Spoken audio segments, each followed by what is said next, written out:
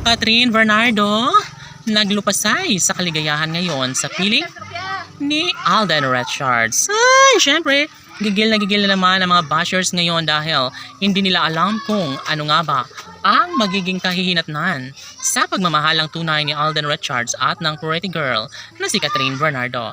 Lagi nilang sinasabi na wala nang puruhan na mangingibabaw ang magandang pagkakataon tungo sa pagkakatuluyan ni Alden Richards at Catherine Bernardo. Syempre, kung magkaroon man ng walang hanggang kaligayahan sa kanilang mga puso, never na magkaroon ng pagbabago ang isang magandang pagkakataon. Syempre, lakas loob na ibinabahagi ni Queen Catherine ang katotohanan na sadyang sobrang maligaya na siya ngayon, lalo na't nariyan si Alden Richards na nagbibigay pag-asa para sa katotohanang dapat lamang na kanilang mapagtagumpayan. Syempre, kung anuman ang kanilang mga plano sa buhay ni Alden at Catherine, naniniwala ang taong bayan na sisiguraduhin ng dalaga na magiging makatotohanan ang lahat sa kanilang pagkakatagumpay. Of course, isa ito sa pinakamasaya at pinakamahalaga sa lahat. Never na mangyayari ang isang magandang pagkakataon. Wala nang ibang hinihiling pa si Catherine at Alden sa kanilang relasyon.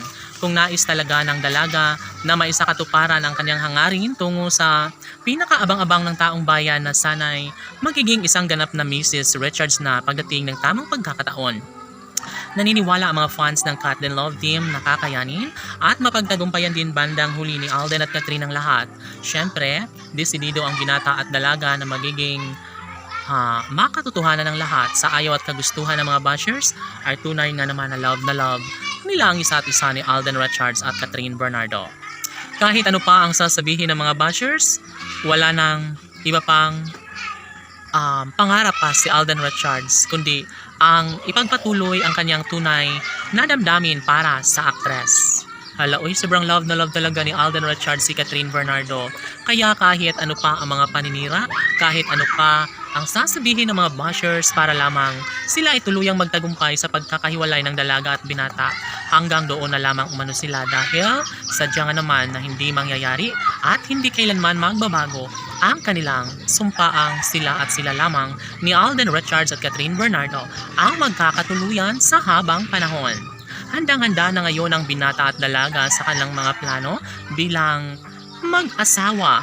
Siguro nga, darating umano sa puntong mangyayari din ang isa sa pinakamahalaga at pangarap ng taong bayan na sana'y hindi na magbabago kailanman ang kanilang relasyon.